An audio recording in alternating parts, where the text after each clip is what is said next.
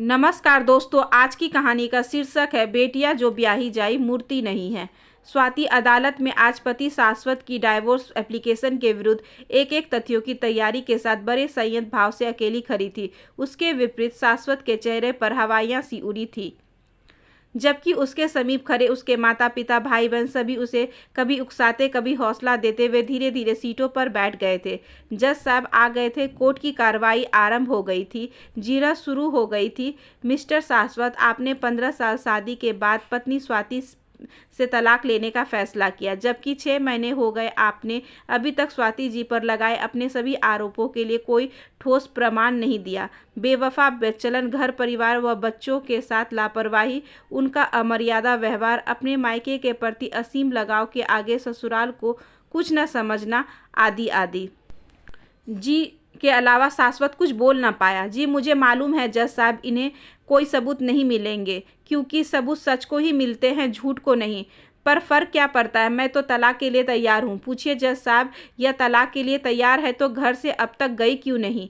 तलाक के लिए 6 महीने अलग रहने का जो प्रावधान है, क्या यह वह प्रावधान है कि पत्नी ही घर से अलग कहीं और जाकर रहे अपने दम पर, बिना पैसे? क्यों जाए? कमाल है, वह पति का ही घर है और क्यों जाएगा? शाश्वत का वकील झुंझलाया था। वह तो पत्नी शरणार्थी हुई, पहले लड़की लड़के का विवाह करवाए, अपना घर, रिश्ते नाते, सुख सुविधाएं छोड़े, बच्चे पैदा करे, घर को सही चलाने के प्रोसेस में सालों सारे जरूरी गैर जरूरी काम बनाम ड्यूटी पति व घर वालों की इच्छा से करती रहे, बिना पैसे के। सच है, इससे सस्ती कामवाली कहाँ मिलेगी, जो कैश नहीं सिर्फ और सिर्फ सो कॉल घर वाले के रहमो करम पर ही रही होती है। यह मायके और ससुराल दोनों पक्षों द्वारा विवाह के पहले क्यों नहीं क्लियर कर दिया जाता है? तब तो सुहाने ख्वाब दिखाकर एक साथ सम्मान से के साथ सिंहासन पर बैठा दिया जाता है, झूठे 7 वचन दिलवाए दिए जाते हैं, बाद में उसे जाने कितने नए वचनों से उसे बांधा जाने लगता है, जैसे नौकरी नहीं करना, या जो हम कहेंगे वही करना होगा, जो यहाँ बनता रहा वही तुम्हें बनाना होगा, खाना होगा, नॉनवेज नहीं खाती हो तो भी हमारे लिए बनाना तुम्हारा धर्म है। कहीं कहीं तो खिला भी दिया जाता है। ये भला कौन सी बात है, पति के लिए इतना नहीं कर सकती? या मांसाहारी पत्नी है और पति घर वाले नहीं है तो उसे छोड़ने पर मजबूर कर दिया जाता है। मायके वालों की भी कलात मेहमान नवाजी करने में सबकी तैयारियां चढ़ जाती है, सबको अखरने लगता है। कुछ भी खर्च करने से पहले अनुमति लो। ससुराल वालों का या पति का एक रुपए का हिसाब लेना हृदय बिंद कर रख देता है। इतना विश्वास नहीं है कि बिल्कुल गैर जरूरी खर्च नहीं करेगी।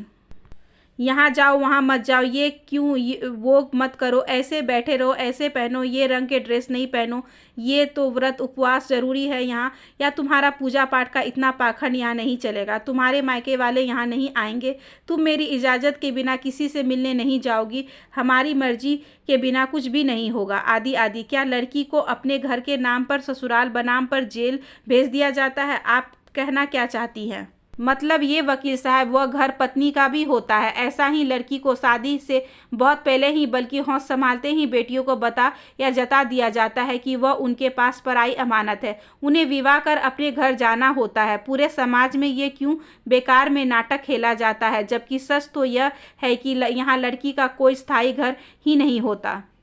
मोहतरमा, आप ख्वामखा अदालत का वक्त जाया कर रही हैं। जमाने से चला आ रहा दस्तूर है, बेटियों की ही विदाई होती रही है। ठीक फरमाया आपने। तो वे विदा कहाँ के लिए की जाती है? अपने घर के लिए ही ना, पराए घर के लिए तो नहीं। तो फिर तलाक के लिए वे ही जाए क्यों? और जाए भी तो कहाँ? सड़क पर, जाहिर है अपने मायके।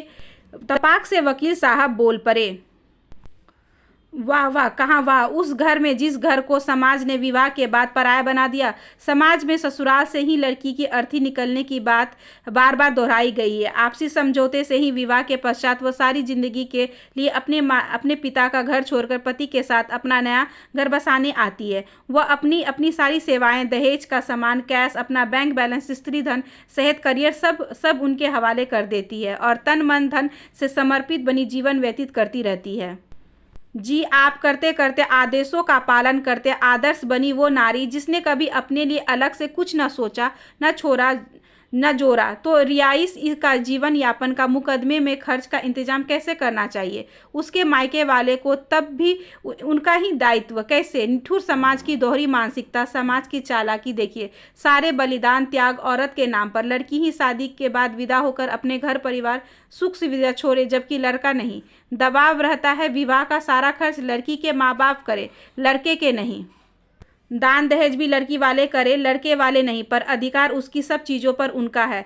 घर परिवार के लिए अपना करियर लड़की ही छोड़े, चाहे वो डॉक्टर, इंजीनियर, आर्किटेक्ट, प्रधानाध्यापक या आप जैसे वकील ही क्यों ना हो। बच्चे को 9 महीने गर्भ में रखने की कवायद, जन्म देने की असहनीय पीड़ा माना प्रकृति प्रदत्त है, लड़की को ही सहना पड़ता है। परंतु बच्चे के जन्म के समय लड़की के मायके वाले जाए तो ताकि मायका का ही सारा खर्च उठाए, वह उसकी सारी देखभाल करे। ये कहाँ का न्याय है। बीमारी इलाज करवाना हो तो उसकी सहूलियत के बहाने उसे उसके मायके भेज देना, उसके लिए कोई परेशानी, खर्च, सेवा, पति या ससुराल के मत्थे न पड़ना। बच्चे के जन्म के में असहनीय दर्द प्रक्रिया के पश्चात अपने छीन शक्ति देह के परवाह किए बिना भी वह भरपूर प्यार उड़ेलती बच्चे परिवार की हर जरूरत सुख का पूरा ध्यान रखती। इसलिए नहीं कि पति और घरवाले की पैसों पर रखी नौकरानी है, बल्कि इसलिए कि वह माँ है, कोई सैरोगेट मदर नहीं कि बच्चा पैदा किया और अपने पैसे लेकर चलती बने। कितने ही काम किए उसने, पर किसी ने उसकी कैश कमाई के बारे में नहीं सोचा। यदि अपनी ज़रूरत के लिए उसे मांगना पड़े या मोहताज सी महसूस करा जाए तो ऐसे काम के क्यों ही करे। यह कौन से एक तरफा नियम संस्कार है जिनमें खाली पत्नी ही पिसती रहे और पति और उसके घर वाले जब चाहे तब उम्र के किसी भी पड़ाव पर उसे घर से बाहर निकल जाने को कह देते, और इस बात के लिए कानून भी उनका साथ देने लग पड़े, तो ये कहाँ का न्याय है। दर्द के उस पैमाने से पार जिसके बाद पुरुष जीवित नहीं रह पाता, उससे कहीं ज़्यादा दर्द को झेलकर स्त्री शिशु को जन्म देती है। नित्य बच्चे के सूसू पॉटी को लेकर घर के सारे ऑड जॉब्स की जिम्मेदारी ब्याहता स्त्री के नाम कर दी जाती है। खाना, बर्तन, कपड़े, घर, बच्चे, बुजुर्ग, देखभाल, मेहमान की आवाभगत, घर बाहर सब चकाचक रखे स्त्री, पर ना तो मैनेज करने के पैसे उसे मिले, ना आपके हिसाब से घर भी उसका है। ऐसी दशा है कभी भी पति ससुराल उसे बाहर का रास्ता दिखा सकता है किसी भी उम्र में। कमाल है इस समाज और उसके कानून का नहीं। फिर क्या गलत कर रही हैं वे लड़कियां जो शादी के बाद अपना करियर, अपनी ज़रूरत, अपनी खुशी, अपने भविष्य को ही प्राथमिकता देती हैं, क्योंकि इज्जत, मोहब्बत, ज़रूरत भर की दौलत और घर की स्थायी सुरक्षा कुछ भी तो नहीं दी जा रही है शादी के पश्चात उन्हें। सब अस्थायी है यहाँ उसका वजूद तक। लड़की लड़के माता पिता रिश्ते नाते और अपना ले तो, पर लड़के को लड़की के माता पिता को माँ जी, पिताजी, मम्मी जी, पापा जी कहने में शर्म महसूस होती है। बात बात पर मायके वालों को उल्हाना ताने किस लिए। इज्जत प्यार पाने का हक क्या केवल लड़के वाले को है। अक्सर तेरा बाप, तेरा भाई, साला ऐसे बात की जाती है। मजाक मौखला हर समय, भद्दे चुटकुले जोक सब पत्नियों के लिए, किंतु पति पर संस्कार या कानून की कोई नकलें नहीं। कभी लड़का न होने पर पत्नी को प्रताड़ित किया जाता है तो कभी कन्या भ्रूण को वंश के नाम पर कोख में ही मार दिया जाता है। हर जाति सहे लड़की बिना बात बिना तर्क के। लड़की को कोई ज़रूरत हो उसके मायके पर थोप दी जाती है और अपना पल्ला झाड़ लिया जाता है, गोया कि वह घरवाली नहीं बल्कि पति ससुराल की शरणार्थी, अनपेड प्रोसेस सर्व या अवैतनिक काम वाली हो, जिसका जी भर कर यूज किया जा सकता है, जिसे पति अपने घर में रख कर 2 टाइम खाना देकर बहुत बड़ा एहसान करता जा रहा है। और बाहर से आई उस लड़की के सालों के बलिदान त्याग और की कोई बात नहीं, जब वह अपना बेस्ट पहले पति परिवार को देती है, बाद में स्वयं को कुछ लेती है।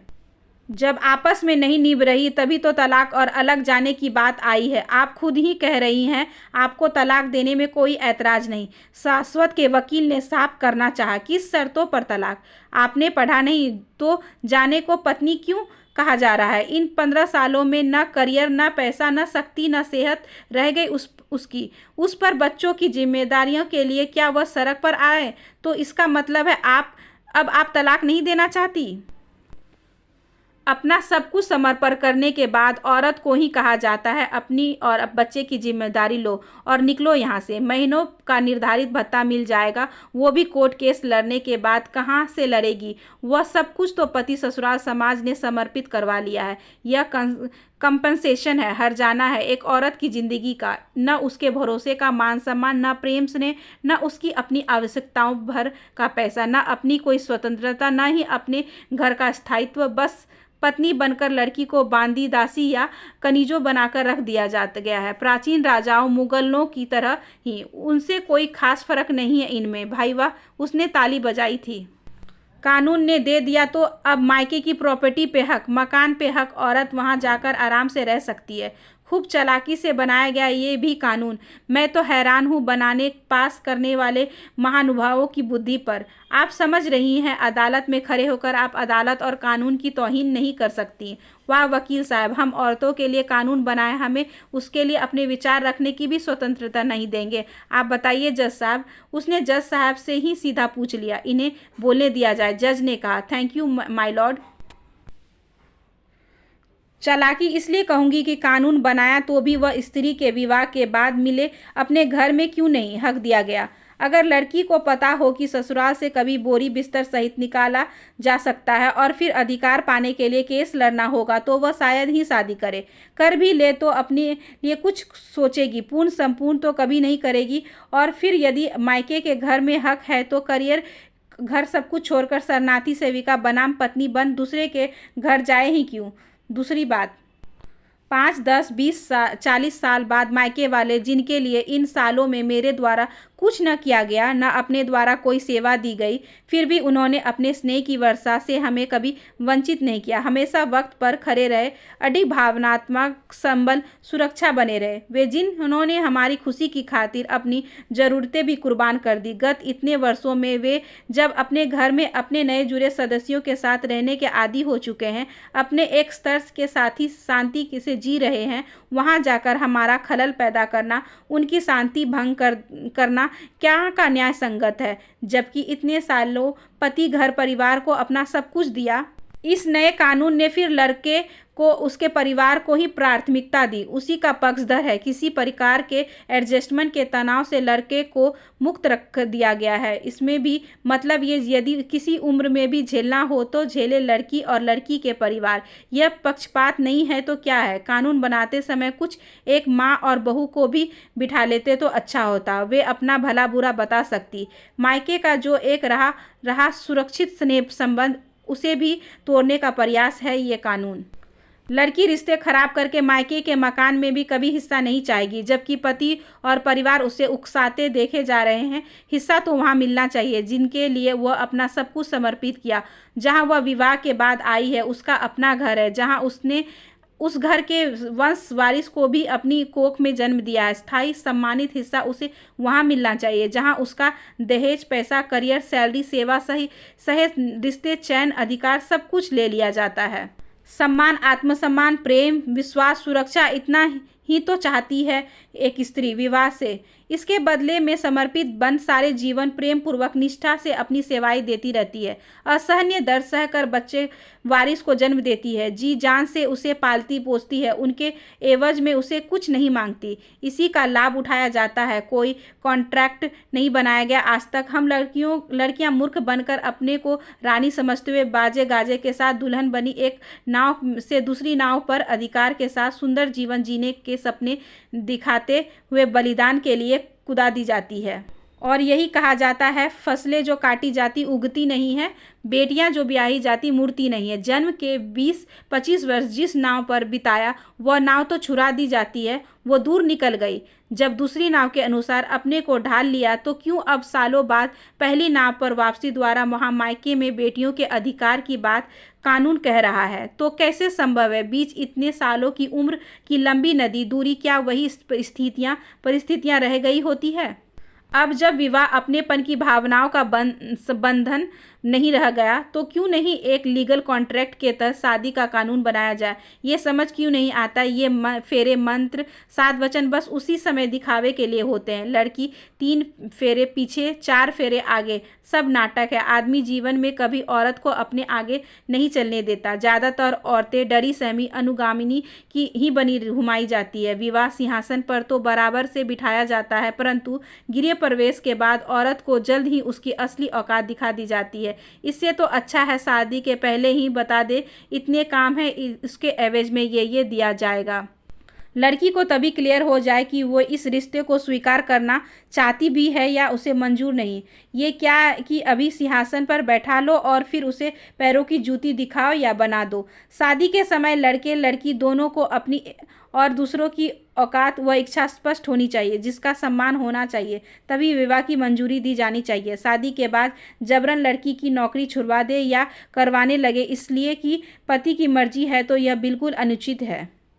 8 घंटे की ड्यूटी के बाद आराम का हक पुरुष को है तो स्त्री को भी है। अगर पति पत्नी के भविष्य की कोई सुरक्षा नहीं कर रहा है, उसे बाहर पैसे कमाने भी नहीं दिया कभी, फिर भी उसे बाहर का रास्ता दिखाने का अधिकार है, तो अपने द्वारा हर किए गए काम के लिए वेतन की पत्नी भी अधिकारनी है। जो सेवाएं उससे ली जाती है पति को उसके वेतन उसे देना होगा। जैसे पति को समय पर मिल जाता है कम से कम 8 घंटे की ड्यूटी का, जिससे वह अभी भी आत्मनिर्भर बन सके और बाहर जाकर कमाने से घर परिवार और बच्चों की परवरिश को भी उसका अभाव न झेलना पड़े। जैसे कानून द्वारा विवाह की उम्र निर्धारित कर दी गई है, ठीक वैसे ही बिना आर्थिक आत्मनिर्भरता के विवाह दंडनीय अपराध घोषित कर दिया जाना चाहिए। पर नहीं, उल्टे पुल्टे कानून पारित कर दिए जाते हैं। कौन से उल्टे कानून मैडम? ये क्या है? कुंवारे लड़के लड़की के लिए लिविंग रिलेशन को भी आज कानून से मान्यता मिल गई है। ऐसे ही विवाह के बाद भी पर पुरुष पर स्त्री के साथ रहने के कुछ दिनों में कानून से मंजूरी मिल जाएगी। तो क्या आश्चर्य! कहाँ रह जाएगी भारतीय संस्कृति, कहाँ जाएंगे भारतीय संस्कार, पति पत्नी के पावन रिश्तों की महत्ता, गरिमा, बच्चों पर माता पिता के आदर्श प्रभाव।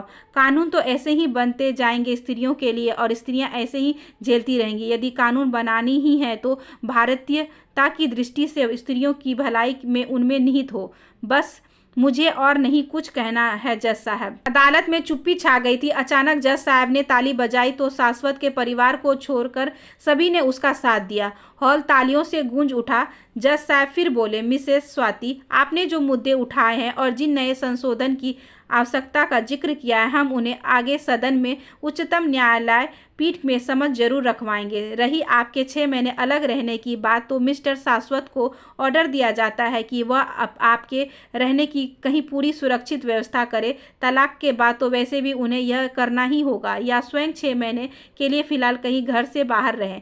Court is dismissed. जज साहब चले गए। कोर्ट में उपस्थित अन्य जन वकील स्वाति को बधाई देने लगे। Congratulation ma'am. बधाई मैम, क्या बोली हैं आप? वाह मैम, थैंक यू, धन्यवाद, थैंक्स।